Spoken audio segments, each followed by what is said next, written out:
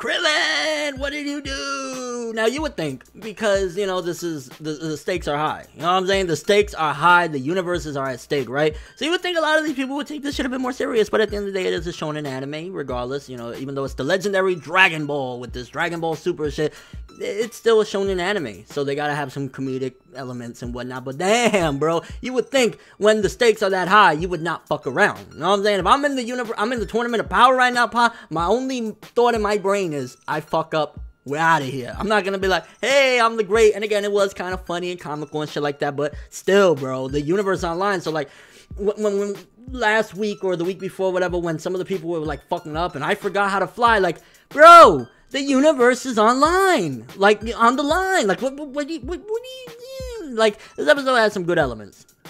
I like seeing the tag teams between Krillin and Android 18. That was them dope. I like seeing them working together and the relationship. Probably the best, if not one of the best couples in Dragon Ball. Even though Dragon Ball is a really action-oriented anime or whatever, it's not really supposed to be about couples, but I fucks with them heavy. I like how they ride for each other. 18 fucked up, Krillin had her. Krillin fucked up, 18 had him. Like, that was some good shit. So kind of this episode really demonstrated just how on point they are and how much they ride for each other with Krillin and 18. I mean, if anything, Krillin was, because, you know, episode was pretty much titled Krillin's Power or whatever. Like, it was an Krillin 18 centric episode. I did like the little setup as well, where you see the two androids, 17 and 18, talking about having limitless power, and you also see the difference. And of course, it's a really good thing whenever you see, because Super is so many years after everything that happened, and, you know, when the androids first appeared, for 17 to say, you've changed a lot, you're a lot nicer, while 17 doesn't really give a fuck. He's like, well, we get wiped out, whatever, you know what I'm saying? Fuck it, you know, we die, you know what I'm saying? So to see the change in 18, really good on the character development. Good shit there. I like that, whatever. But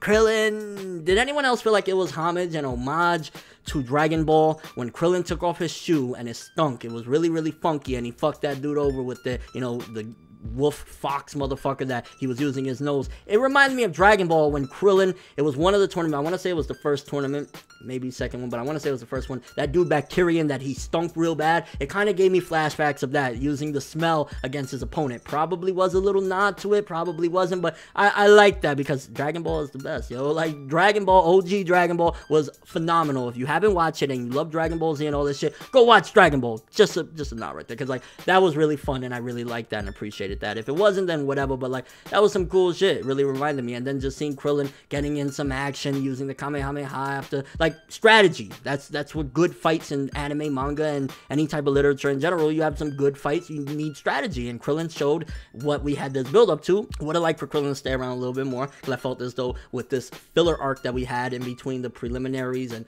you know, where we're at right now, we had a lot of build up for Krillin. So I thought Krillin was gonna have more of a vital moment, and I also thought that we was gonna have Krillin and maybe some of the OG Z fighters towards the end of the tournament. But Krillin getting bodied is kind of like, it felt like obvious, you know what I mean? If it wasn't going to be Krillin, it was going to be Roshi, but it felt like those were the two that should get kicked out first, because they're the weakest of the bunch. So Krillin getting thrown out is like, you kind of expect that. It's Krillin, so I guess it is what it is, with Krillin being the first to be disqualified. I would have liked for him to last longer again, because we had so much build up and setup and really good character development for Krillin, but it didn't pan out that way. And Frost, bro, Frost coming through, it's nice, and I really think that is building up that Frost and Frieza are gonna have very, very, very vital roles in this tournament, because you keep on seeing them between the little nod where they were talking to each other, and they were like, hey, we got, you know, maybe we could do something together, you know, run this shit. So you get Frost throwing Krillin out, and then you got in a part of the episode Frieza, which, this is why they're making Frieza's return so much better than that Resurrection F bullshit. Resurrection F, take this compared to the Frieza that we have right now. Maybe it was a good setup because we got the golden Frieza out of that, so hey, we got him really powered the fuck up, but like, this Frieza's so much better. He's talking about the generals, and he's like, one day I'm gonna rule over you motherfuckers. Y'all see, I'm like, this is the Frieza I wanted, not that bullshit that we got in Resurrection F where he was getting smacked around by Goku and Vegeta. It's like, he's plotting, he's planning, and I really think Frost, he's going to be a pillar to Frieza. I'm calling it right now. He's going to be a pillar for Frieza getting to where he's trying to go. He's going to use him, abuse him, and smack the shit out of him, because Frost is pathetic compared to Frieza. I don't fuck with Frost. I mean, he got Krillin out, but whoop-de-doo, Basil. You fucking tricked Krillin. Are you proud of that? You know what I'm saying? Frieza would have fucking smacked the shit out of him before that. So, Frost, whatever. I think Frieza's going to be very, very vital. I don't know if he'll be the final villain of all this. I don't know what his intention is, other than, of course, he wants revenge against Goku and Vegeta and whatnot. But, like, I don't know what his motive is, but I think he's going to be very, very pivotal towards the end of this tournament. And it's going to be funny. I don't know if he's going to last towards the end, and maybe Goku, Vegeta, and Frieza will be the last people, or Goku and Frieza, or Goku and Gohan, whatever the case may be.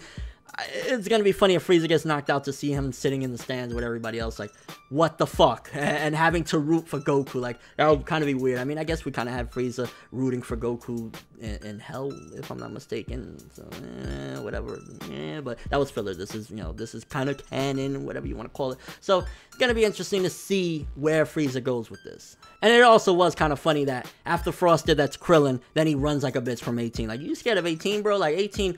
I hope 18 gets revenge against Frost. I'm just saying. I don't know. Like, between him being a little cheating piece of shit in the Universe 6 tournament, and then now, like, Frost is whatever. Like, let's see if he gets a golden form, but, Frost, whatever. Fuck you, bro. 18 better get that motherfucker. Then we had Vegeta versus Bamo and Magetta. I mean, Bamo has that seemingly Obito, if you know Naruto references or whatever, you know, that thing where it doesn't really do shit to him when you punch him and shit like that, and then the combination of Magetta, it's kind of like the two Krusties from the Universe 6 tournament, two of the Krusties anyway, because a lot of them were kind of, besides Hit, and I guess Frost was okay, even though he was a cheating piece of shit. Like, they're kind of weaklings in a way, they just have some cool abilities and shit, so seeing them combined is kind of like, hey, Thing 1 and Thing 2, Shit 1 and Shit 2 combining, trying to take down Vegeta, and Vegeta going in. I was like, Vegeta's gonna body them regardless. It was like, whatever. I really didn't care. Like, this episode as a whole structured is like, it was alright. It was decent.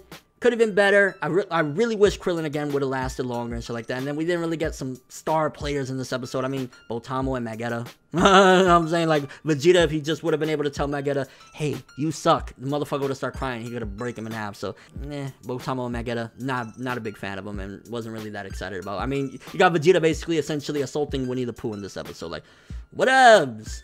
And I really gotta give it to the crew that is sticking together. Gohan, Piccolo, Roshi, all of them, like, really standing in that circle. They're very, very smart. And that's what I like about Gohan's character, that is using one of the things that we don't like about Gohan, the nerdy shit that stops him from being awesome, is actually playing into his favor because he's being very smart. Why waste our energy? Why get tired? Why fuck ourselves over? Let's just chill here. Somebody attacks us. Oh, I love that line from Piccolo. Really awesome line. One of the standout lines of the entire episode, where Piccolo's like, yo, we're not gonna go out there and try and fight, but we're not gonna let nobody attack us neither, bro. Like, I was like, you kind of stole the episode for the most part with that line, Piccolo. You a gangster, you a G, bro. So just seeing all of that, them together there, and Roshi once again, like, really good strategy. Oh, as a whole, again, the episode, it was like, there was some decent bits, and I really did appreciate the Krillin and 18 combination, and really going in and seeing, you know, wife and husband going at it, you know, working together.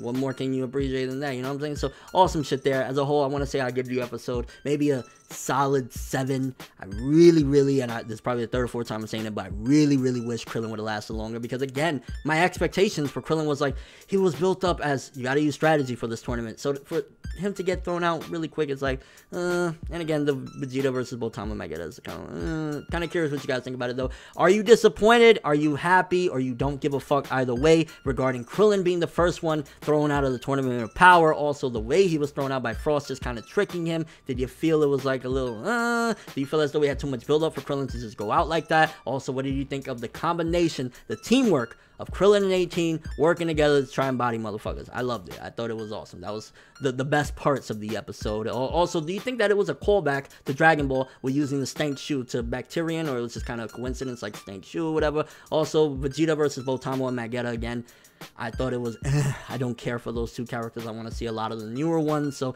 I was like, just Vegeta, can you plow through them quickly, please? Get them out of here. And your real thoughts of the episode, the Fox guy, everything that was going down in the episode. I mean, I think Gohan and them are really fucking playing it smart, and that's the best thing about a character that we've ridiculed throughout the years of, like, the nerdy shit is stopping him from being the cool character that we loved and he could have been.